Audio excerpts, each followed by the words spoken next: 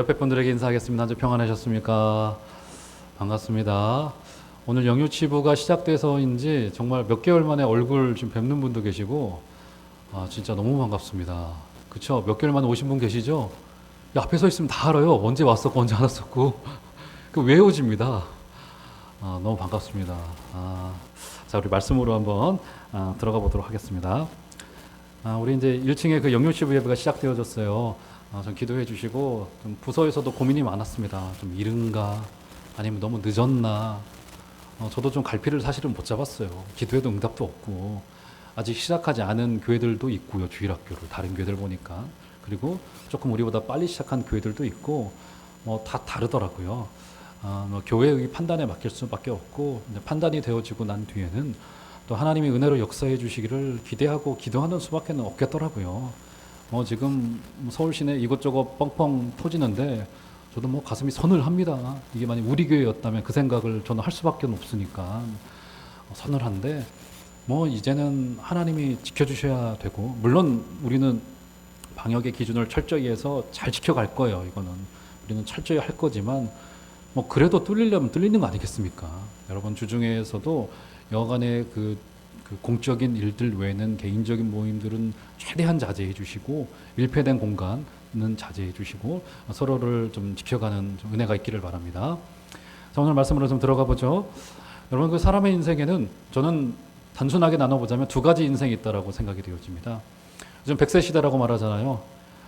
100살을 살더라도, 긴 세월을 살더라도 의미와 목적과 뜻이 없이 그저 방황하며 살아가는 인생이 있는 것 같습니다. 그리고 또 그 반면에 어떤 사람은 짧은 생애일지라도 의미와 뜻과 목적을 가지고 살아가는 사람들이 있어요. 내가 여기 왜 왔나? 내가 지금 밥을 왜 먹고 있나? 내가 지금 이 시기에 여기에 무슨 일을 하러 여기에 온 것인가? 라고 하는 본인의 의미, 정체성에 대한 규정, 이런 것들을 분명히 하고 살아가는 사람들이 있습니다. 우리는 이제 마가복음 10장까지 어떤 내용을 봤냐면, 주님의 공생의 3년, 더 길게는 약 30년 넘는 주님의 생애에 대하여 살펴보았습니다. 주님은 달려왔죠, 그의 인생을. 그런데 오늘부터 시작되어지는 11장부터는 6장에 걸쳐서 주님의 마지막 일주일을 기록해 놓고 있습니다. 마가복음은 3분의 1의 기록을 이 주님의 마지막 일주일에 집중하여 기록하고 있고요. 그리고 요한복음 같은 경우는 요한복음의 반을 할애하여서 주님의 마지막 일주일과 그의 설교에 관한 기록을 놓고 있는 것을 볼 수 있습니다. 이런 불균형이잖아요. 3년이라고 한다면 3년을 공의 기록하면 좋잖아요. 마지막 일주일에 기록되어져 있는 것에서 우리는 무엇을 알 수 있습니까? 주님이 무엇을 향해 달려왔는지, 그리고 더 나아가서는 주님께는 분명한 사명과 목적지가 있었다라고 하는 사실을 여기서 발견할 수 있게 되는 겁니다. 자, 그래서 오늘은 바로 그 사명지로 들어가기 위한 그 첫 관문인 예루살렘 성문 앞에 있었던 작은 사건 한 가지를 좀 살펴보도록 좀 하겠습니다. 자, 오늘 본문의 이 이야기는 사실은 많이 알려진 이야기입니다. 그런데 알려진 만큼 그 의미가 우리에게 명확히 드러나 있는 것 같지는 않아요. 우리가 그런 이야기 있잖아요. 많이들 알고 있고 유명한 사건이고, 그리고 인구의 회자가 되고 있고, 누구나 이야기해보라고 하면 다 할 수 있는 이야기인데, 정작 그 뜻이 뭐야? 물어보면 그냥 그랬지, 이러고 마는 사건이란 말이죠. 자, 오늘 본문도 마찬가지예요. 주님께서 나귀를 타고 예루살렘 성에 들어가셨습니다. 여러분, 이 짧은 시간의 이 기록은 사복음서 모두에 기록되어져 있었던 사건입니다. 여러분, 의외로 마태마가 누가 요한복음 이 4개의 복음서에 공이 기록된 사건이 그리 많지 않아요. 몇 사건이 되질 않습니다. 그런데 나귀를 타고 예루살렘 성에 입성하셨던 이 사건은 4개의 복음서, 요한복음까지도 전부 다 포함하여서 기록하고 있는 사건입니다. 그만큼 4명의 저자가 나귀 타고 입성하신 주님의 이 사건에 상당히 중요한 무게감을 두고 있다라고 하는 것임을 우리가 확인할 수 있는 겁니다. 환호하는 소리가 들렸죠. 박수 소리가 들리고, 마치 주님께서는 나귀의 등에 타셔서 왕의 대관식과도 같고 전쟁을 승리하고 돌아오는 개선장군과 같은 그 모습과 환호성을 주님은 거절하지 않으셨던 상황입니다. 자, 주님께서는 1절로 가보시면 이런 이야기가 등장해요. 제가 한번 읽어드릴게요. 그들이 예루살렘에 가까이 와서 감람산 벳바게와 베다니에 이르렀을 때 예수께서 제자 중 둘을 보내시며 자, 어디에 도착하셨다고요? 감람산에 있는 벳바게와 베다니에 도착했다라고 하죠. 여러분, 예루살렘 근교에 감람산이 있었습니다. 감람산으로부터는요, 골짜기가 하나 이게 크게 나 있었다라고 해요. 여러분, 제가 이 북한산이 정릉 쪽으로도 가보니까 그렇더라고요. 이 큰 골짜기를 따라서 이렇게 올라가는 등산로를 이렇게 만들어 놓은 거더라고요. 그렇죠. 감람산에도 이런 큰 골짜기가 하나 있었어요. 감람산 꼭대기에서 이 골짜기를 타고 쭉 내려오면은 양 끝에 벳바게와 베단이라고 하는 마을이 있었고 예루살렘 접경, 예루살렘과 그 선을 맞대고 있었던 곳이었다. 우리가 이렇게 볼 수 있는 겁니다. 두 마을이 등장하죠. 벳바게와 베단이. 그렇죠. 자, 그런데 익숙한 이름이 하나가 있죠. 베다니. 베다니 어떤 곳입니까? 유명한 곳이죠. 주님과 굉장히 친밀했던 가정이 있었던 곳. 어떤 가정입니까? 네. 네네, 맞추신 분이 계세요. 야, 일부 때는 다들 조용하셨는데 아침 시간이라 그런지 제가 선물을 드리고 싶네요. 그렇죠? 나사로 가정이 있었던 이 주머니 속에 여러분 맞추신 분은 제 목양실 오시기를 바랍니다. 누가 맞춘지 모르겠어요. 이 주머니에 있는 거 제가 지금 손에 쥐고 있습니다. 드리도록 하겠습니다. 자, 나사로 가정이 있었던 거죠. 마르다, 마리아, 나사로가 있었던 바로 그곳이에요. 베다니가. 여러분, 그곳이 어떤 곳이었습니까? 나사로가 어떤 사람이었어요? 죽어서 무덤가에 갔더니 썩어서 냄새가 나는 곳이었습니다. 죽음의 냄새가 진동하는 곳이었어요. 죽음의 냄새가 진동하는 곳이 있더라고요, 여러분. 여러분, 이것은요, 저기 후진국이나 선진국이나 할 것 없이 그 도시에 가보면 그 어두운 곳이 있어요. 서울도 있죠. 그렇죠. 어두운 곳이 있습니다. 차마 우리가 밤에 발길을 닿지 못하는 곳이 있어요. 저 국제적인 도시 런던에도 있더라고요. 여러분, 그곳은요, 낮에도 지나다니지를 못해요. 위험한 곳이라. 그렇죠. 후진국은 더 말할 것도 없죠. 제가 캄보디아를 10수 차례 다녀왔는데, 선교로. 거기에 캄보디아 프놈펜 그 수도에 그 외곽에 가보면은 정말 쓰레기 더미들이 쌓여 있는 곳이 있습니다. 거기는 그 캄보디아 빈민층 중에서도 빈민촌들이 모여 있는 그 하나의 부락을 이루고 있는 곳이더라고요. 물가고요, 축축한 냉기가 있는 곳이었습니다. 갔더니 편부모 있는 아이들, 부모 없는 아이들이 혼자 그 오두막에 살고 있어요. 선교사님 한 분이 그 아이들을 보다 못해서 파송을 받아서 거기에서 조그만 학교를 시작을 했어요. 한번 말씀드렸죠. 그러다가 그 선교사님의 아들이 거기서 또 죽었어요. 얼마나 죽음의 땅입니까? 그런데 거기에 그 선교사님은 복음으로 희망을 심고 있고 그들에게 소망을 주고 있더라고요. 멋진 인생이잖아요. 그 목사님의 연세가 이제 50대 중후반, 아직은 한참이실 때인데 파킨슨 병이 오셔서 제가 만났던 몇 년 전만 하더라도 손을 떨고 계세요. 말이 어눌하시고 그런 분이셨어요. 그런데 I am 호프맨이라고 하는 영화도 나왔어요. 그분에 관한 다큐멘터리 영화가 나왔어요. 전 그분을 직접 만나 뵀는데 그 죽음의 땅에 소망을 심고 있고 하나님의 나라를 심고 있는 그 모습이 아들이 그렇게 갔는데 그 멋진 모습으로 그것을 극복해내고 한 단계 넘어서고 아들의 무덤이 그 학교 안에 있어요. 평생을 거기서 헌신하고 있는 그 모습을 보면서 참 저런 게 멋진 삶이구나 싶은 생각을 해보았습니다.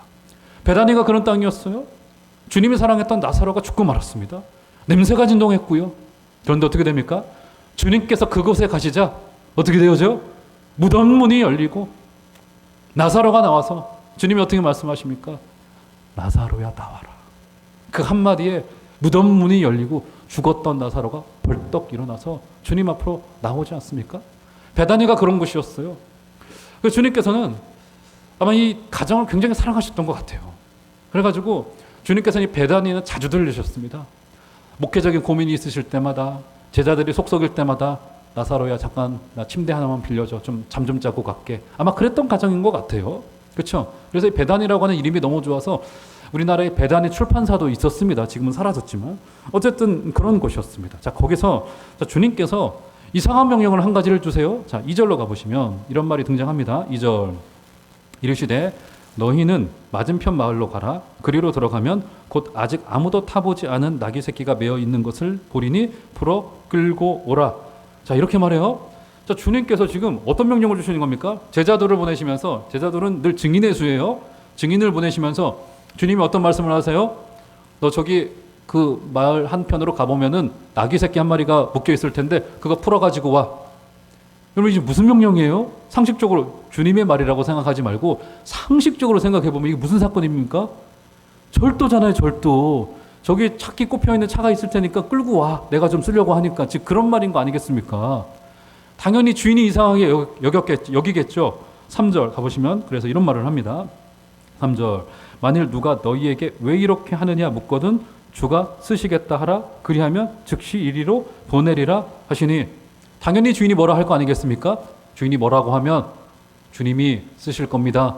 그 한마디 하면 풀어주리라. 자, 이런 이야기를 하고 있어요. 여러분, 저는 이거를 생각할 때 나귀 이야기가 뭐 대단한 이야기라고 여기 기록해 놓았을까? 게다가 4개의 복음서에 공이 기록해 놓았을까 싶은 생각이 들어져요. 그렇지 않습니까? 이게 사람이 죽었다 일어난 사건도 아니고 뭔가 물질의 사건도 아니고 큰 가르침도 아니고 주님이 나귀 타고 들어가시는 거고 저기 묶여 있었던 이름 모를 나귀를 가지고 왔던 그 사건인 건데 왜 4개의 복음서에 공이 기록한 것일까? 나귀 타는 게 뭐라고? 자, 그런데 그 과정을 자세히 적어 놓았는데, 자, 성경을 한 군데 볼 때, 자, 오늘은 제가 여러분들을 위해서 스크린에 성경 구절을 띄우도록 하겠습니다. 주일에는 처음이네요. 자, 스가랴서 9장 구절을 보시면 한번 다 같이 한번 읽어볼까요? 읽겠습니다. 시작. 시온에 따라 크게 기뻐할지어다. 예루살렘에 따라 즐거이 부를지어다. 보라, 내 왕이 내게 임하시나니 그는 공의로우시며 구원을 베푸시며 겸손하여서 나귀를 타시나니 나귀의 작은 것 곧 나귀 새끼니라. 네, 이 스가랴서 9장 9절은 바로 오늘 주님께서 예루살렘의 성에 들어가시기 전 500년 전에 예언되어진 사건이었습니다. 무슨 말입니까? 지금 이미 500년 전에 주님께서는 나귀 타고 예루살렘 성에 입성하실 것이 계획되고 준비되어져 있었다라고 하는 사실이 여기서 굉장히 중요합니다. 무슨 말입니까? 여러분, 주님께서는 자신의 구원을 차곡차곡 이루어 가시는데 그 동기가 뭐냐면 어느 날 갑자기 주님께서 우리를 뜨겁게 사랑하셔서 우리를 구원하신 게 아니란 말이 되어집니다. 무슨 말입니까?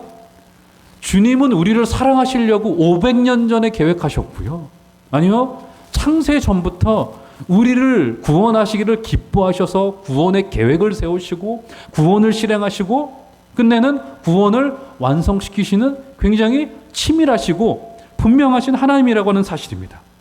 그러니까 갑자기 우리를 뜨겁게 사랑하셨다거나 혹은 보아하니 야, 요 녀석 보니까 교회도 열심히 나오고 마음씨도 좋고 그리고 똑똑하고 하니까 내가 구원할 만해 하고 우리 편에서의 조건과 실력과 능력과 준비된 것을 보시고 구원한 것이 아닙니다. 주님께는요, 그분의 계획이 다 있어요. 영화의 그 대사 그대로 주님께서는 주님의 계획이 다 있는 거라고요. 우리를 사랑하시되 우리 편에서의 조건이 충족되었기 때문도 아니고요. 그리고 갑자기 주님께서 열심을 부리셔서 열정을 부리셔서 내가 너를 뜨겁게 사랑한다. 남녀 간의 사랑은 그럴 수 있죠. 근데 금방 식죠. 그래서요, 이 교회 안에서도 섬길 때 제가 또 성향이 그래서 그런지 몰라도 막 너무 갑자기 뜨겁게 막 헌금을 막 하겠습니다. 저는 가지고 오면 여러분 저는 일단 돌려보낼 겁니다. 그런 줄 아세요. 일주일 더 기도하시고 주위 사람들에게 물으시고 성금하라고 하실 거예요, 여러분. 그러시지 말고요. 정말 냉정하게 판단하셔야 돼요. 여러분, 주님이 우리를 사랑하시고 구원하시기로 하시되 열정적으로 하신 게 아니에요. 열심을 부리신 게 아니라고요.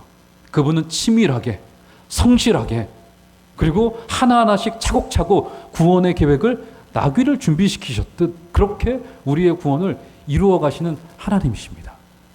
요셉 있잖아요. 요셉이 형들에 의해서 팔려갔습니다. 그의 인생이 얼마나 억울했을까?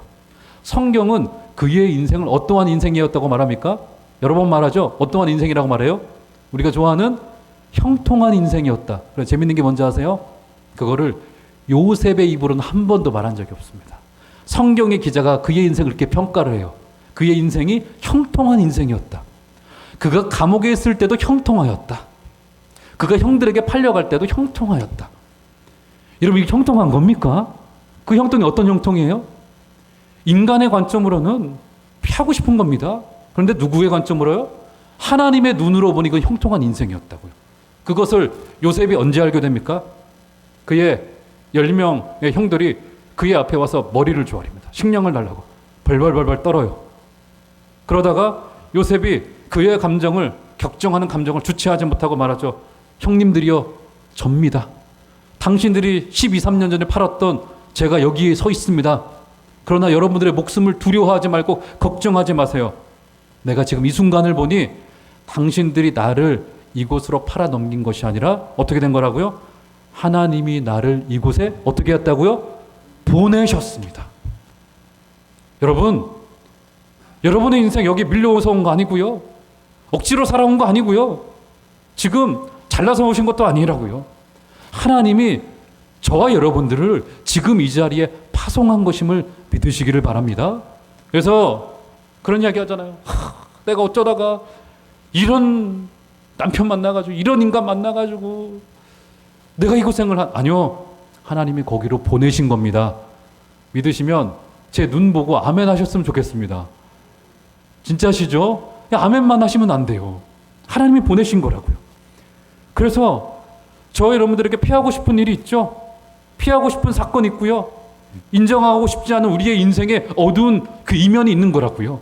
그런데 그 모든 것이 합력하여 무엇을 이루어 간다고요? 선을 이루어 가시는 것임을 믿으시기를 바랍니다.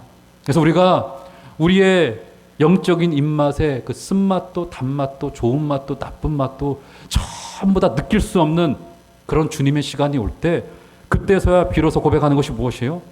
우리 가끔 믿음의 선배들이 그런 고백하잖아요. 정말 하나님에게 다 은혜였구나. 여러분, 이 간단한 한마디가 진짜인 거라고요. 그것이 우리에게 확 올 때가 있습니다. 사랑하는 여러분, 저 여러분의 평생의 인생 속에 하나님이 전부 다 하셨습니다. 이 고백이 있게 되어지는 은혜가 있기를 주의 이름으로 축원합니다. 자, 그러면서 이제 나귀를 부르시는 장면을 조금 더 살펴보죠. 자, 구체적으로 2절로 가보시면 다시 한번 제가 읽어드릴게요. 이르시되 너희는 맞은편 마을로 가라. 그리로 들어가면 곧 아직 아무도 타보지 않은 나귀 새끼가 매어 있는 것을 보리니 풀어 끌고 오라. 만일 누가 너희에게 이렇게 하느냐 묻거든 주가 쓰시겠다 하라. 그리하면 즉시 이리로 보내시리라 하시니, 나귀 중에서도 어떤 나귀라고 말합니까? 아무도 타보지 않은 나귀 새끼라고 이야기를 하네요. 그렇죠? 나귀 새끼. 나귀 새끼가 어떻게 되어져 있었습니까? 여기에 보면 매어져 있었죠. 나귀 새끼가 매어 있는 것을 너희가 볼 것이다 했더니 4절로 가보시면 실제로 제자들이 가서 본즉 나귀 새끼가 문 앞 거리에 매어 있는지라 그것을 푸니 이렇게 나오죠. 매어 있는 나귀 새끼라고 이야기를 해요. 자, 나귀 일단 구약의 율법에 의하면 나귀는 부정한 짐승이었습니다. 발이 두 쪽 나 있었기 때문에. 그렇죠. 부정한 짐승이었어요. 북이스라엘이 아람 군대에 의하여 포위당했을 때 먹을 것이 없었습니다. 그때 최종적으로 먹었던 것이 뭐예요? 나귀의 머리를 삶아서 먹었습니다. 부정한 짐승을 먹었던 거라고요. 그러니까 그들이 얼마나 처절한 상황까지 왔던지를 우리가 볼 수 있는 겁니다. 나귀는 부정한 느낌이 강합니다. 그럼 부정한 느낌이 강해 있던 그 나귀가 4절에 보면 어떻게 되어 있었어요? 매어 있었죠. 매어 있었습니다. 꽉 묶여 있었어요. 묶여 있는 인생이었습니다. 묶여 있었는데 어떤 말로 풀려나게 되어집니까? 주가 쓰시겠다라고 하는 한마디로 묶여 있던 나귀가 풀려지게 된 거라고요. 그렇죠. 여러분, 이렇게 묶여 있는 인생은요, 이렇게 이게 부정적인 우리 이제 한국 저도 이제 그 말투에서 우리도 이제 그렇게 이제 말하시는 분들이 많아요. 어떻게 말하냐 이렇게 말해요. 저도 누구에게 뭔가를 부탁을 할 때 이거를 좀 해주세요 이렇게 부탁을 하면 될 텐데 우리가 흔히 어떻게 말합니까? 이걸 좀 해주시면 안 돼요? 이렇게 좀 부정적인 어구로 말해요. 그래서 참 오래전에 어떤 선배님이 저한테 야 네가 겸손해 보일 그렇게 말하. 너 겸손해 보이려고 하는 것도 좋은데 직설적인 분이셨어요. 저한테 조언하기를 야 그렇게 부정적으로 말하지 말고 이것 좀 해주세요 이렇게 부탁을 해. 그러니까 부정적으로 하지 말라는 거죠. 근데 우리가 이렇게 매어 있는 경우가 많습니다. 여러분 인생이 이렇게 매어 있으면 또 부정적으로 되어 있으면 굉장히 자존감도 낮아지고 그래서 이 자존감이 낮아져 있는 경우가 굉장히 많아요. 부정적인 삶, 수동적인 삶, 뭐 내가 뭐라고 이 겸손의 차원을 넘어서서 뭔가 좀 자신을 묶어놓는 사람들이 굉장히 많습니다. 여러분 제가 이게 목회했던 중에 이제 몇 가정 이제 잊혀지지 않은 가정이 한 가지가 있는데 제가 이제 그 유학 시절에 섬겼던 이민교회에서 젊은 부부가 있었습니다. 근데 그 부부를 제가 잊지를 못해요. 왜 잊지 못하냐면 그 부부가 저와 아내가 이제 같은 대학을 나왔습니다. 근데 그 부부도 우리가 같은 대학 동문이었어요. 게다가 그쪽 그 자매는 우리 집사람은 같은 과 1년인가 2년 후배였었어요. 영문과. 그런데 이 부부가 굉장히 좀 특이했습니다. 그 형제는 굉장히 감성적인 사람이었어요. 그 형제인데도 그런 사람 있지 않습니까? 이렇게 막 늘 이렇게 마음이 따뜻하고 감성적이고 노래 부르는 거 좋아하고, 그리고 키가 이렇게, 저보다 나이가 한두 살 많으신 분이었는데 키가 이렇게 막 80 이상 되시고 노래 좋아하고 앞에서 찬양 인도하고 뭐 이런 분이셨어요. 그리고 그 자매는 그 반면에 어떤 분이었냐면 굉장히 똑똑했습니다. 영어를 굉장히 잘하고. 그래서 두 부부가 어학연수차 왔다가 거기서 직장을 얻어서 자리를 잡은 그런 케이스였었습니다. 자매는 우리나라에 이름만 대면 다 아는 S전자에 들어갔던, 그 당시 현지에 있었던, 런던 현지에 있었던 S전자에 들어갔던 굉장한 재원이었어요. 자, 그런데 제가 그 이제 가정과 더불어서 몇 가정을 이제 성경 공부를 이제 금요일 저녁마다 모여서 했었습니다. 그 가정이 얼마나 신실했냐면 자기의 가정을 열어서 매주 금요일마다 그 가정에서 성경 공부를 했어요. 대단하죠? 이 정도로 헌신하면 대단한 거잖아요. 자, 그렇게 섬기던 중에 어느 날 밤에 갑자기 저한테 담임 목사님께 전화가 왔어요. 우 목사, 큰일 났어 지금 말씀드렸던 그 가정의 형제가 갑자기 밤에 짐을 싸들고 집을 나갔다라는 거예요. 저는 상상이 되질 않았어요. 부부 금술도 좋아 보였거든요. 형제도 믿음이 신실했고 자매도 믿음이 신실했고, 그런데 형제가 말없이 짐 싸들고 집을 나갔다는 거예요. 자매가 울고불고 난리가 난 거예요. 나중에 알고 보니까 형제가 짐을 싸들고 한국으로 야반도주하듯 돌아가 버리고 말았습니다. 어마어마한 일이 벌어졌죠. 그렇죠. 거기는 뭐 양쪽 부모님도 안 계시기 때문에 문제의 중재를 할 사람이 존재하지 않아요. 이게 어떻게 된 일인가 나중에 알아봤고, 끝내는 그 두 부부가 아쉬운, 너무 가슴 아픈 결론이 되고 말았습니다. 어떻게 된 일인가 알아봤더니 쉽게 말해서 그 자매는 성공했어요. 영어 점수도 잘 나왔고 대기업에 취업했고 연봉도 높고 뭐 그랬어요. 근데 형제는 한마디로 인생이 잘 안 풀린 겁니다. 가서 또 병도 얻었어요. 비형간염. 그래서 일주일에 한 번씩 한두 번씩 늘 여기다 주사를 놓더라고. 본인이 주사를 놔요.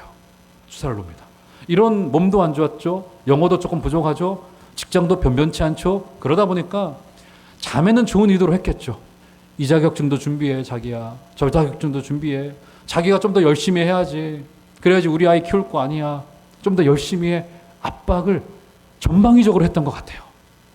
이러다 보니까 가정 안에서 사소한 시비가 생길 때마다 형제의 마음속에 어떤 생각이 싹 트기 시작했냐면, 나는 늘 아내에 의하여 부정당하고 있는 자, 묶여 있는 자, 실력 없어서 이 자리에 머물러 있는 자, 이런 마음이 너무 컸고 사소한 시비가 늘 큰 다툼으로 이어졌던 거죠. 눈치를 못 챘어요. 저도 그렇고 담임 목사님도 그렇고. 그래서 이런 내용이 그 형제의 감정을 갉아먹다 보니까 어느 한날 이것이 폭발해버리고 한국으로 되돌아가 버리고 뭐 이런 안타까운 상황이 벌어지고 말았습니다. 여러분, 사람이요, 묶여있을 때, 존재가 무시당할 때, 부정당할 때 견딜 수 없는 상황이 찾아오기도 합니다. 자, 그런데 오늘 이 나귀가 주님께 부름받기 직전에 어떻습니까? 그는 거리에 묶여있는 존재였습니다. 그런데 어떤 한마디로 그것이 풀려지게 되어지죠? 주님께서 쓰시겠다라고 하는 한마디로 풀려지게 되는 거라고요. 사랑하는 여러분, 미물 나귀도 주님의 부름 앞에 묶여있던 것이 풀려 주님 앞에 쓰임받게 되어졌습니다. 주님의 몸값이 지불된 우리들, 여러분 묶여있지 마시고 주님께서 손을 내미실 때, 내가 너를 쓰겠다라고 말씀하실 때 여러분 모든 것 다 뒤로 하시고 주님께로 훨훨 날아가시는 복된 은혜 있으시기를 주의 이름으로 축원합니다. 이 땅에 그 어떤 것도 여러분들을 묶어둬서는 안 돼요. 주님 앞으로 구원받은 자로서의 그 은혜를 누리시는 우리 복된 은혜가 있으시기를 주의 이름으로 축원합니다.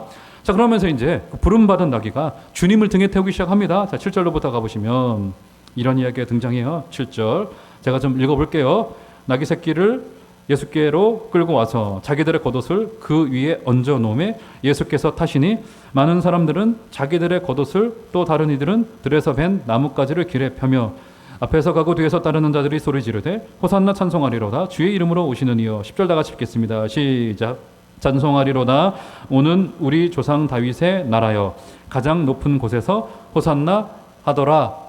아마 어린 나귀였기 때문에 안장이 재워져 있던 것 같지는 않아요. 그래서 사람들이 입고 있던 겉옷을 벗어서, 겉옷은 뭐라고 했죠? 지난주에 그 사람의 전부라고 말했죠. 겉옷을 벗어서 그 나귀의 안장 대신으로 올렸습니다. 그리고 다른 사람들은 자신의 겉옷을 벌어서 땅에 두고 나뭇가지를 꺾어서 땅에 진열하고 머리를 숙이면서 뭐라고 외칩니까? 호산나.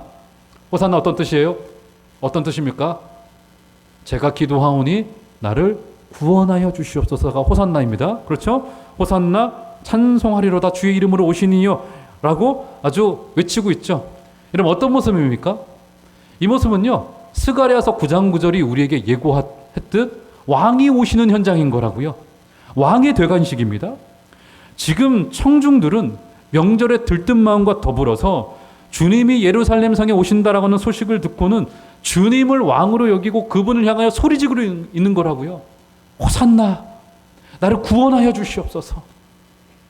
주님, 나와 함께 하여 주시옵소서. 이 땅에 평화를 주께서 주시옵소서. 이런 소리를 하고 있는 거라고요. 그렇죠? 그런데 이 중간에 어떤 일이 있어요? 나귀가 주님을 등에 태우고는 어떤 소리를 듣는 겁니까? 호산나의 소리가 누구를 향한 소리 같아요? 주님을 향한 것이기도 하면서 누구를 향한 소리인 겁니까? 그 나귀를 향한 소리이기도 하는 거죠. 이것이 교회의 중요한 정체성이에요. 여러분, 세상이 교회를 향하여 소망을 갖는 것은 당연한 일입니다. 왜요? 우리 등 위에 주님이 태워져 계시기 때문에. 여러분, 때로는 교회가 박수를 받아요. 저도 그렇고 여러분들이 저를 좋아해 주시잖아요. 아니신가요? 저를 향하여 잘한다 잘한다 잘한다, 아가를 다루듯이 너무 잘한다, 박수. 오늘 제가 일부 예배 때도 갔는데 목사님 설교 뭐 잘하신다 잘하신다. 저는 그게 제가 아기가 된 느낌이 들더라고요. 잘 못했는데 사실은 자책하고 있는데 잘했다 잘했다 해주시니까 너무 고맙더라고. 저를 향하여 박수도 쳐주시고. 여러분, 세상이 교회를 향하여 박수를 칩니다. 호산나를 외쳐요. 우리를 구원하여 주시옵소서 외친다고요. 왜요? 우리가 잘났기 때문에요? 여기 있는 우상현이 대단하기 때문에요? 아니요, 그렇지 않아요. 왜요? 제 등에 주님이 계시기 때문에. 이것이 교회의 중요한 정체성입니다. 여러분, 이렇게 교회가 가는 길은 오묘합니다. 때로 박수 받고요, 때로는 환호성을 우리가 받아요. 그렇지 않습니까? 그 환호성은 실제로 사실입니다. 교회에게 밖에는 소망이 없는 거라고요. 그런데 또 한 가지 길은 뭐예요? 가는 길에 박수를 받을 수 있으나 그 목적지가, 주님의 목적지가 어디였습니까? 바로 십자가 아래로 가는 역설의 길을 주님은 가고 계신 거라고요. 여러분, 이것이요, 우리 교회가 반드시 잊지 말아야 될 두 가지의 길인 거라고요. 박수만도 받을 수 없고요, 또 고난만도 있는 것이 아닙니다. 여러분, 그래서 우리가 비천에 처하든 풍부에 처하든 잊지 말아야 될 한 가지의 사실이 무엇입니까? 우리는 등에 주님을 태운 나귀라고 하는 사실. 믿으십니까? 사랑하는 여러분, 그래서 우리에게 진짜 기쁨이 뭘까요? 박수 소리요? 아니요. 아니면 고난이 우리에게 훈장이 될까요? 아니요. 그 쓴맛까지도 우리에게는 느껴지지 않아야 됩니다. 우리에게 어떤 것이 기쁨이 되어져야 될까요? 우리는 주님을 등에 태운 나귀라고 하는 사실. 우리 종암제일교회는, 저는 바라기를 여러분들이 저 때문에 통로가 되어져서 주님을 볼 수만 있다면 그것보다 더 큰 기쁨은 제게 없을 것 같습니다. 사랑하는 여러분, 우리 등에 주님이 계시다라고 하는 사실을 기억하시고 그것이 저와 여러분들의 유일한 기쁨이 되어지는 복된 은혜 있으시기를 주의 이름으로 축원합니다. 그래서 우리 종암제일교회는 서서히 회복해 나가고 있는데, 이 종암동 지역에 소망이 되어지고 등대가 되어지고 주님을 소개하는 복된 나귀가 되어지는 여러분들 되어주시기를 주의 이름으로 축원합니다. 우리 한번 나같이 좀 기도하도록 하겠습니다. 우리 한번 기도할 때 우리 한번 말씀을 붙들고 좀 기도했으면 좋겠습니다. 주님께서는 베단에 이르러서는 나귀 새끼를 가져오라고 했죠.